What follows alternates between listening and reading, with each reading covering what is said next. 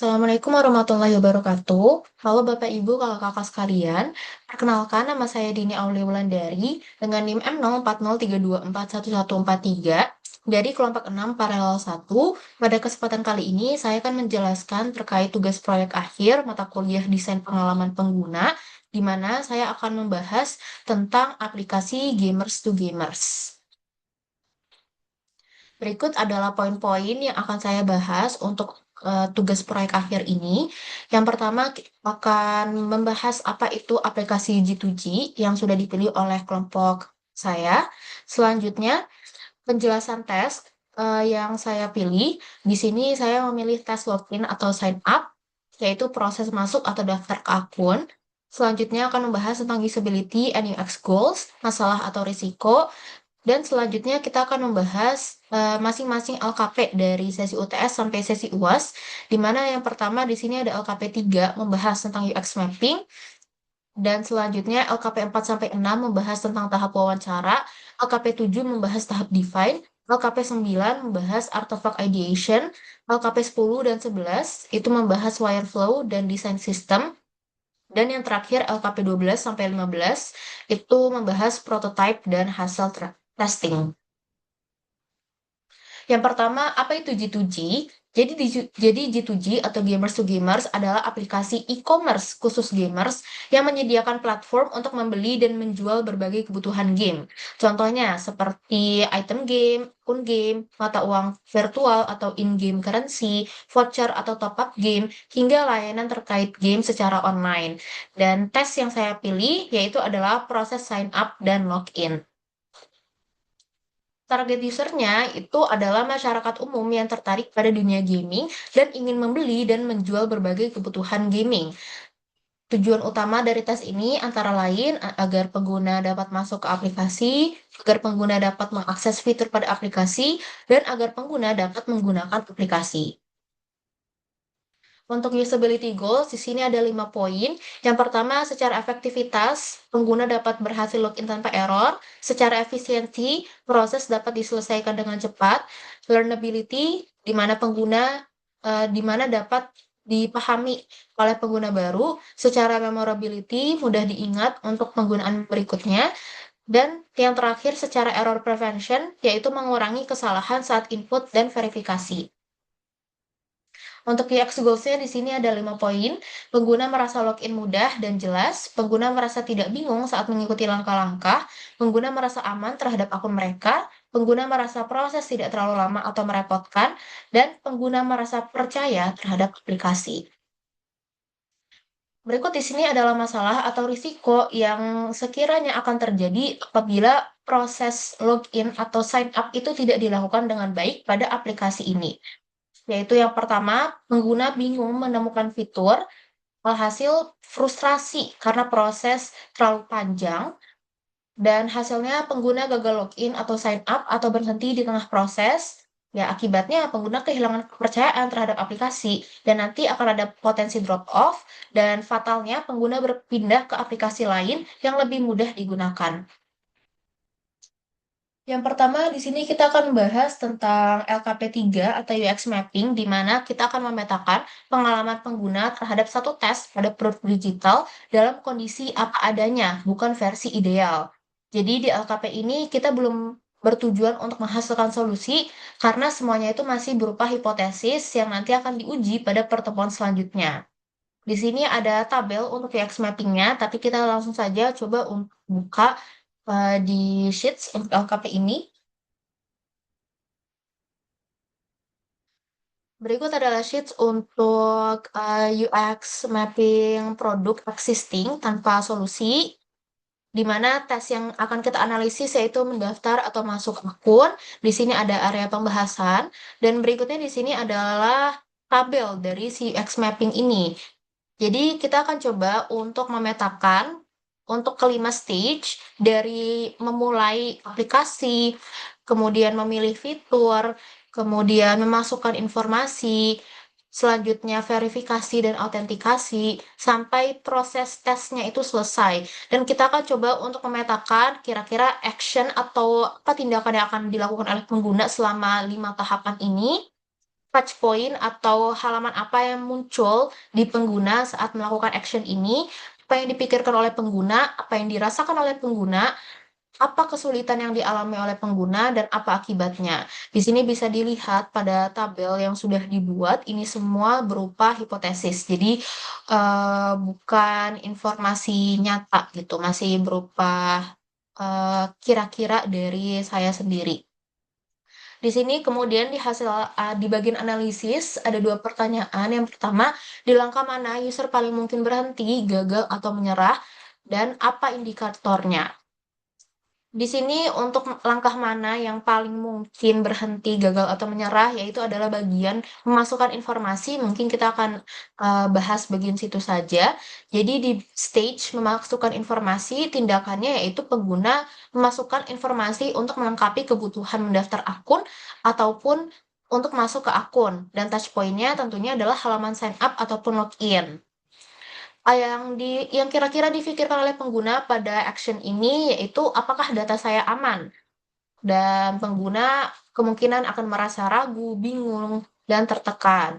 Nah, untuk kesulitan yang dialami oleh pengguna atau touch point-nya di sini yaitu ada dua pilihan, mendaftar atau masukkan akun. Ada dua pilihan mendaftar atau memasukkan akun, yaitu melalui nomor telepon dengan akun personal atau akun bisnis.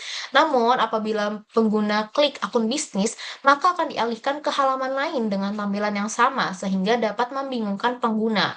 Setelah memasukkan nomor telepon, muncul tampilan untuk memasukkan data pengguna, namun tampilan dan informasi yang diberikan kurang jelas. Akibatnya, pengguna ragu untuk mendaftar karena tidak yakin akan keamanan data.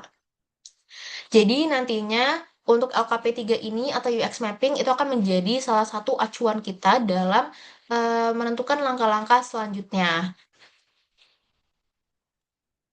Oke, selanjutnya kita akan bahas untuk LKP 4 sampai 6, di mana pada bagian sini kita akan melaksanakan empathy interview dan melaksanakan moderated test-based usability testing sederhana.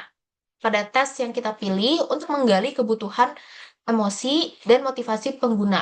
Hasilnya nanti akan kita dokumentasikan menggunakan empathy map dan customer journey map. Jadi di LKP ini akan ada 5 bagian, dimulai dengan perencanaan empathy interview, pelaksanaan test-based usability testing, dokumentasi empathy map, dokumentasi customer journey map, dan yang terakhir adalah hasil sintesisnya. Tapi di sini ada catatan, sebelumnya observasi dilakukan dengan mempertimbangkan beberapa dugaan masalah pada tes. Namun, di pertengahan proses pengerjaan tugas, terdapat update atau pembaruan pada aplikasi. Hingga LKP ini akan membahas dan melakukan observasi pada kedua kasus. Jadi, untuk bagian ini kita akan membahas dua kasus, yaitu sebelum pembaruan dan setelah pembaruan. Akan ada 3 responden. Untuk responden 1 dan responden 2 itu akan melakukan empathy interview pada aplikasi sebelum pembaruan, dan pada responden 3 itu akan melakukan empathy interview setelah pembaruan pada aplikasi, dan nanti kita akan coba untuk melakukan dan membahas hasil observasi dari kedua kasus. Pertama-tama, apa itu test-based usability testing? Ya, secara alur, awalnya itu pewawancara akan bertemu dengan pengguna secara langsung, kemudian minta pengguna untuk mengunduh aplikasi apabila merupakan pengguna baru, kemudian karena tes adalah proses pendaftaran akun, maka pewawancara akan meminta pengguna untuk mengerjakan langkah tersebut dari awal sampai akhir, hingga dapat mengakses fitur aplikasi. Tapi kalau merupakan pengguna lama, maka proses dilakukan ulang atau langsung masuk ke tahap wawancara. Dan selama proses pewawancara tidak membantu atau memberi komentar. Di sini kita akan ada 8 pertanyaan yang bersifat terbuka atau open-ended yang akan ditanyakan pada responden setelah pelaksanaan testing. Baik, di sini kita bisa lihat ini adalah format tabel untuk masing-masing responden. Untuk hasil wawancara dan observasi, di sini kita ada pertanyaan untuk wawancaranya, ada 8 pertanyaan, kemudian ini di bagian lembar observasi. Kalau misalnya yang hasil wawancara itu tentunya berisi jawaban dari masing-masing pertanyaan yang ditanyakan ke pengguna. Sedangkan untuk lembar observasi itu diisi oleh pewawancara atau saya, di mana saya akan melihat perilaku, waktu berpikir lama, ekspresi emosional, kutipan penting, dan kutipan penting dari si pengguna selama melakukan proses tes ini. Nanti dari hasil wawancara dan observasi ini, kita akan petakan ke empathy map dan juga customer journey map. Jadi di empathy map ini, kita akan coba untuk memetakan kira-kira apa sih yang dilihat oleh pengguna, yang didengarkan oleh pengguna, apa yang dirasakan dan difikirkan oleh pengguna, apa yang dikatakan dan dilakukan pengguna, apa kesulitan yang dialami pengguna, dan menurut pengguna apa sih kelebihan dari aplikasi ini gitu. Sebelum kita coba untuk analisis lebih lanjut. Dan selanjutnya kita akan coba untuk petakan customer journey map. Di mana untuk customer journey map ini kita coba untuk susun alur dari masing-masing responden kita dari sebelum mengakses aplikasi sampai setelah menggunakan aplikasi. Di sini sama seperti LKP3 tadi, tapi bedanya ini bukan merupakan hipotesis melainkan dari hasil nyata gitu, dari kita melakukan empathy interview. Di sini stage-nya itu ada 5, sebelum memulai aplikasi, ketika memulai aplikasi, saat melakukan aksi di aplikasi, momen kritis, dan setelah menggunakan aplikasi. Di sini action-nya apa yang dipikirkan oleh pengguna, emosinya apa, dan kesulitan apa yang dialami oleh pengguna. Jadi masing-masing responden itu akan punya empathy map-nya masing-masing dan juga customer journey map-nya masing-masing. Dan di sini kita mungkin langsung bahas saja ke hasil sintesisnya. Pada responden 1 dan responden 2 yang menggunakan versi aplikasi sebelum pembaruan, pengguna harus terlebih dahulu buka aplikasi yang langsung menampilkan halaman home, kemudian mencari menu profile untuk menemukan opsi sign in atau login. Hal ini menyebabkan beberapa pengguna mengalami kebingungan di tahap awal karena harus mencari lokasi menu untuk melakukan registrasi atau login. Sementara itu, pada responden 3 yang menggunakan versi aplikasi setelah pembaruan, aplikasi menampilkan halaman onboarding di awal yang memberi informasi singkat mengenai aplikasi serta menyediakan opsi sign in dan login secara langsung. Perubahan ini membantu pengguna lebih cepat menemukan cara untuk mendaftar atau masuk ke akun. Jadi perbedaannya itu bisa kita lihat dari tampilan awal ketika si pengguna ini membuka aplikasi. Kalau misalnya versi sebelum pembaruan, ketika si pengguna klik aplikasi G2G, yang tampil duluan adalah halaman home. Sehingga pengguna harus ke menu profile untuk cari opsi sign in dan login. Sedangkan kalau misalnya yang responden 3 setelah pembaruan, dia itu akan ada onboarding dulu. Nah, ini kalau misalnya yang sebelum pembaruan itu bisa memicu kebingungan, sedangkan karena sudah ada pembaruan, ini memudahkan proses untuk si penggunanya. Namun demikian, baik sebelum maupun setelah pembaruan aplikasi, ketiga responden masih merasa bahwa proses sign in dan login cukup panjang karena adanya beberapa tahapan verifikasi seperti verifikasi melalui WhatsApp dan email secara sekaligus, serta pada bagian pengisian data diri. Hal ini membuat pengguna harus melalui beberapa langkah tambahan sebelum berhasil masuk ke akun. Secara keseluruhan, pembaruan aplikasi memberikan perbaikan pada tahap awal navigasi login, tapi masih terdapat pengalaman pengguna yang serupa terkait panjangnya proses autentikasi dan jumlah tahapan verifikasi yang harus dilakukan pengguna. Setelahnya, kita di sini akan masuk ke LKP 7, yang dimana kita akan membahas pada tahapan define. Di mana pada tahapan ini menggunakan metode design thinking, kita akan menghasilkan 3 luaran. Pertama ada user persona, kedua ada point of view, dan yang ketiga adalah how might we. Pertama di sini untuk user persona, jadi kita akan membuat sebuah karakter fiksi yang nanti kita akan petakan dan kita buat personanya. Di sini kita punya karakter fiksi namanya Aulia Rahma, 19 tahun, seorang mahasiswa. Beliau adalah pengguna baru dan frekuensi penggunaan aplikasinya itu sangat jarang. Kita akan coba untuk petakan kira-kira si Aulia ini adalah orang yang seperti apa, dapat tahu aplikasi ini itu dari mana, kemudian di sini apa yang nanti harus si Aulia ini lakukan, kesulitannya, dan lain sebagainya. Dan selanjutnya di sini kita akan coba petakan point of view. Jadi pada aplikasi ini kira-kira penggunanya itu yang seperti apa, kemudian apa yang dibutuhkan oleh pengguna, dan insight apa yang bisa kita dapatkan dari kebutuhan ini. Jadi hasil analisisnya. Di sini bisa kita lihat untuk usernya yang mahasiswa berusia sekitar 18 sampai 19 tahun yang merupakan pengguna baru aplikasi. Kebutuhannya yang membutuhkan proses sign in dan login yang jelas, mudah ditemukan, dan tidak terlalu panjang, hingga dapat masuk dengan cepat tanpa kebingungan. Dan insight yang kita peroleh, meskipun pengguna paham bahwa verifikasi dilakukan untuk keamanan akun, banyaknya tahapan seperti verifikasi melalui WhatsApp dan email, serta pengisian data diri, membuat proses login terasa lebih lama dan membingungkan bagi pengguna baru. Terakhir di sini kita akan coba untuk petakan How Might We Maps, di mana kita pertama akan menyusun How Might We question. Akan ada 5 pertanyaan untuk How Might We, yang coba untuk kita petakan, dan dari 5 pertanyaan ini kita akan coba untuk petakan lagi ketiga level. Yang pertama ada too broad. Jadi dari 5 pertanyaan how might we ini, kira-kira pertanyaan mana yang sifatnya tuh kayak terlalu luas gitu, terlalu general. Selanjutnya, level yang berikutnya itu just right. Ini pertanyaannya itu pas gitu, di tengah-tengah. Dia nggak terlalu luas, tapi juga nggak terlalu spesifik. Nah, kalau misalnya too narrow, itu adalah pertanyaan yang sifatnya tuh terlalu spesifik atau terlalu kecil gitu. Jadi, kita harus pilih pertanyaan yang dia tuh maknanya nggak terlalu luas, tapi juga nggak terlalu spesifik, nggak terlalu kecil. Di sini kita akan ada 3 pertanyaan dari 5 pertanyaan ini yang sifatnya itu just right. Oke, jadi dari hasil evaluasi, kita akan pilih pertanyaan dari bagian just right, yaitu pertanyaan how might we make the sign-in process easier and clearer for new users of the G2G application.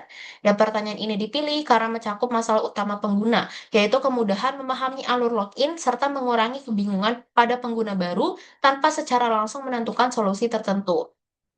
Outcome-nya, ya pertanyaan ini akan digunakan sebagai acuan untuk mengeksplorasi berbagai ide solusi yang dapat meningkatkan pengalaman pengguna saat melakukan proses sign in dan login pada aplikasi G2G. Nah, selanjutnya di LKP 9 kita akan masuk ke tahap ideate, di mana luarannya adalah artefak ideation yang kita pilih.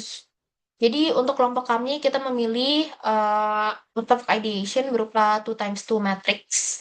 Dan untuk melakukan 2x2 matrix ini, pertama kita harus mendefinisikan 4 poin. Di sini kita harus menentukan problem definition, kemudian kita reverse problemnya, kemudian kita kumpulkan sekiranya apa aja sih ide-ide terburuk, dan kita coba untuk mencari solusi terbaik.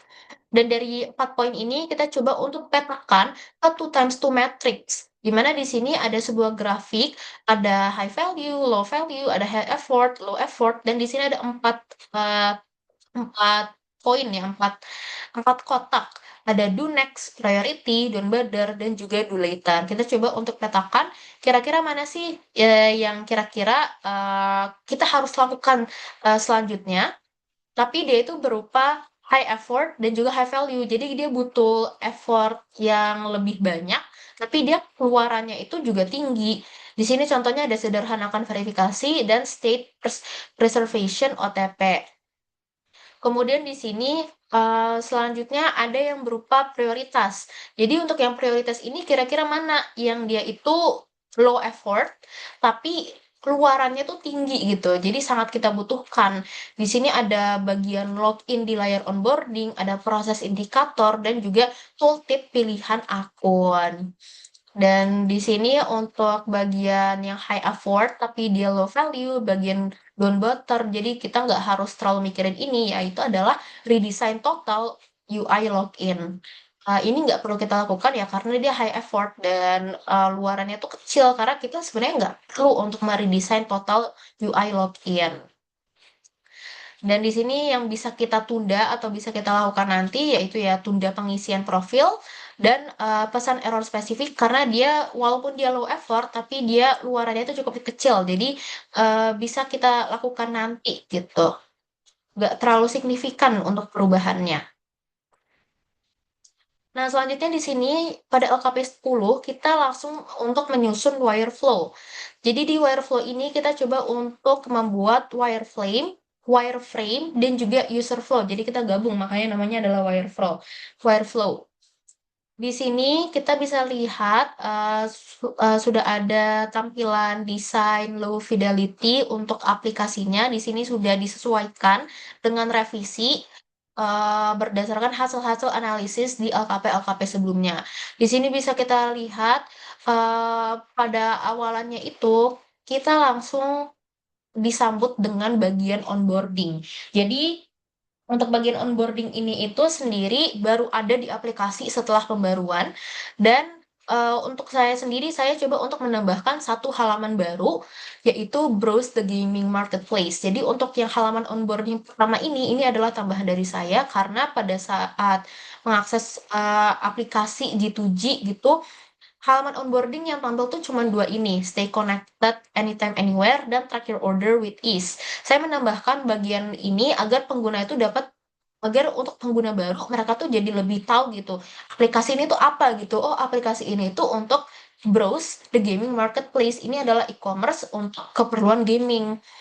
Nanti setelah pengguna itu menjalani bagian halaman onboarding, barulah nanti akan ada welcoming page yang di mana pengguna itu bisa pilih apakah dia mau sign up ataupun dia mau login. Dan di sini kalau misalnya pengguna punya akun, ya kalau misalnya pengguna punya akun, dia akan ke proses login dan kalau misalnya proses verifikasinya benar, dia akan langsung masuk ke aplikasi. Kemudian di sini kalau misalnya pengguna itu tidak punya akun, ya dia akan melakukan sign up. Dan untuk proses sign up ini dia itu dibagi jadi dua, ada personal dan juga business account. Nah, ada beberapa perubahan yang saya terapkan untuk Wireflow ini, yaitu yang pertama, untuk bagian personal dan business account itu tampilannya sama. Kalau misalnya di aplikasinya, kalau misalnya kita klik business account, dia akan berpindah ke sebuah website. Jadi website lain gitu. Padahal dia tampilan halamannya tuh sama. Cuman entah kenapa dia malah pindah ke website lain. Karena ini tuh dinilai kurang efisien, bisa memunculkan kebingungan ke pengguna. Hasil di sini saya coba untuk membuat kedua tampilan untuk personal dan bisnis account-nya tuh sama di halaman yang sama, cuman beda tab aja. Jadi tergantung nanti si penggunanya tuh pilih yang personal ataupun yang bisnis. Dan salah satu perubahan juga yang saya lakukan adalah karena mempertimbangkan banyak pengguna, banyak responden itu merasa bahwa proses pengisian informasi data akunnya itu terlalu panjang. Jadi di sini saya coba untuk membedakan. Kalau misalnya awalnya itu pengguna harus memasukkan email dan juga nomor telepon secara sekaligus, di sini pengguna itu hanya cukup memasukkan emailnya aja, tapi kalau misalnya pengguna itu mau masuk lewat nomor telepon ya bisa juga, tapi nggak harus sekaligus. Jadi kalau misalnya dibedakan seperti ini, proses pengisian datanya itu lebih singkat, lebih efektif, dan lebih efisien. Jadi mereka tuh bisa punya pilihan ya kalau misalnya mereka mungkin nggak punya nomor telepon gitu ya, atau nggak mau masuk pakai nomor telepon ya mereka bisa menggunakan email dan begitu juga sebaliknya. Nanti setelah verifikasinya selesai, mereka akan langsung masuk ke aplikasi. Nah, untuk halaman ini itu tidak ada karena awalnya itu untuk pemilihan username itu digabung ke proses ketika mereka mengisi data. Dan itu yang mengakibatkan proses pengisian data itu terlalu panjang. Jadi mereka harus scroll gitu. Jadi di sini saya pisah agar ada semacam halaman welcoming-nya gitu sebelum mereka masuk aplikasi dan biar mereka bisa lebih merasa intimate, merasa lebih fokus gitu ketika memilih sebuah username. Baik, ini untuk bagian Wireflow kurang lebih seperti ini. Dan selanjutnya di LKP 11 itu kita membahas bagian desain sistem, di mana ini adalah desain sistem yang mencakup untuk kelompok kami. Di sini kita memilih warna-warna dasarnya apa, kemudian radiusnya itu berapa aja, kemudian tipografinya itu apa, dan icon-icon yang digunakan itu apa saja, dan widget-widget penting yang digunakan untuk aplikasi ini itu apa saja. Oke, selanjutnya di sini pada LKP 12 dan 15 bagian prototype, mungkin kita langsung saja coba untuk mengerjakan si prototype ini. Ini sudah bersifat high fidelity karena dia sifatnya udah jadi prototype, jadi udah direvisi dan juga ada beberapa tambahan dari si Wireflow sebelumnya. Langsung saja, di sini ada bagian onboarding. Dan di sini ada bagian welcoming screen, kita coba untuk sign up saja. Di sini kita bisa pilih mau personal ataupun business account. Dan ini bisa kita lihat untuk tampilan pengisian datanya itu lebih singkat. Jadi dia lebih enak dilihat dan untuk pengguna tuh menurut pengguna ya jauh lebih efektif. Di sini kalau misalnya dia mau masuk lewat email ya bisa langsung aja masuk lewat email, tapi misal dia mau lewat nomor telepon nanti tampilannya kurang lebih akan seperti ini. Sini kita coba untuk masuk lewat email, kita coba untuk masukkan email, password, nama pertama, dan juga nama terakhir. Kita harus agree on terms of reference. Dan selanjutnya kita continue dan nanti akan ada pengiriman OTP ke email masing-masing. Dan setelah proses verifikasi nanti akan ada halaman khusus seperti ini. Jadi yang seperti yang sebelumnya sudah saya jelaskan, kalau misalnya di yang lama itu pemilihan username ini tuh dia gabung gitu sama pengisian data lain. Jadi terlalu panjang, sedangkan pada pengisian username ini itu di aplikasi itu ada beberapa persyaratan. Dan ini persyaratannya tuh lumayan panjang. Jadi untuk agar tampilannya itu lebih enak dilihat dan agar pengguna itu lebih nyaman saat proses pengisian data, halamannya itu saya pisahkan agar ada welcoming screen juga gitu sebelum mereka officially masuk aplikasi. Nanti mereka bisa pilih username-nya sambil baca syaratnya, dan habis itu setelahnya mereka akan langsung masuk ke aplikasi.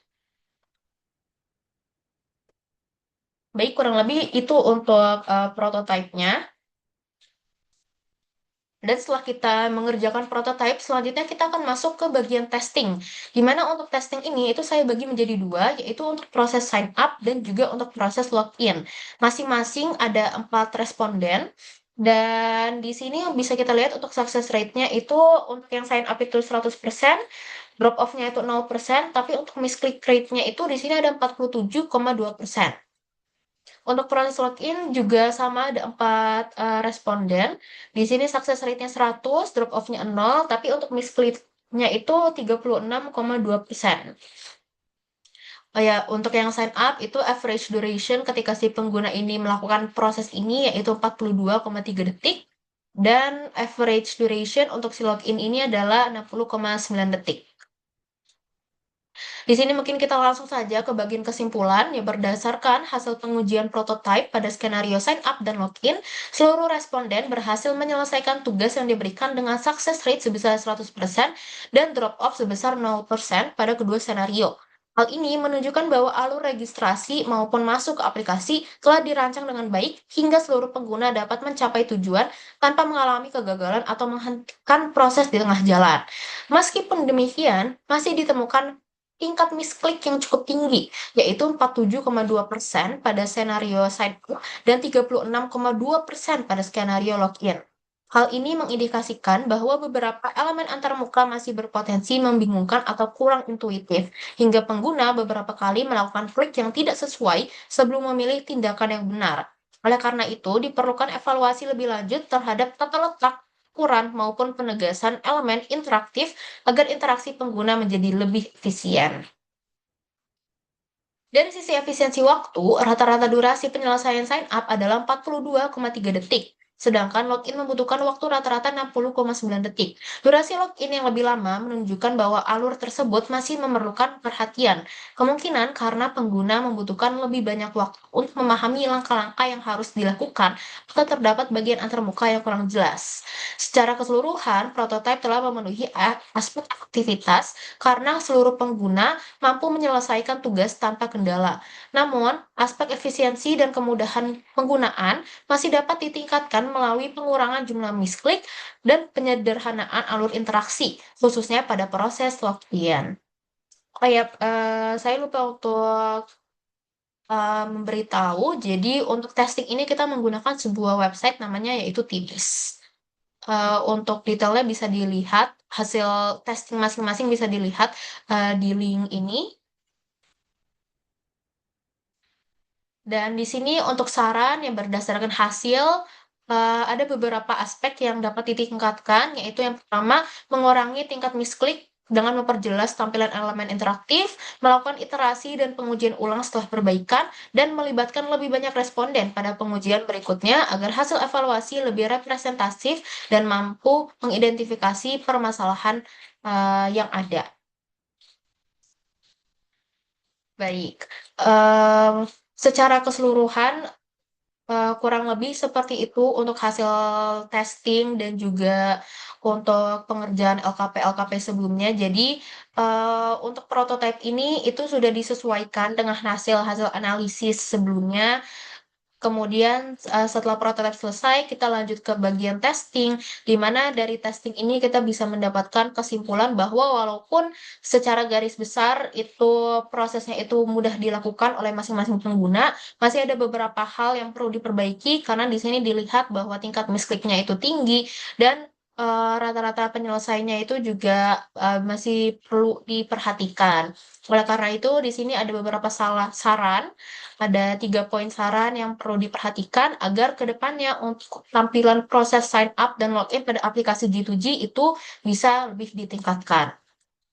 Baik Bapak Ibu dan Kakak-kakak, untuk kumpulan dokumentasi itu bisa dilihat pada PPT saya di halaman 27. Mungkin sekian untuk penjelasan presentasi saya untuk tugas proyek akhir di aplikasi G2G pada tes proses sign up dan login. Saya mohon maaf apabila ada kesalahan ataupun kurang kata. Terima kasih. Wassalamualaikum warahmatullahi wabarakatuh.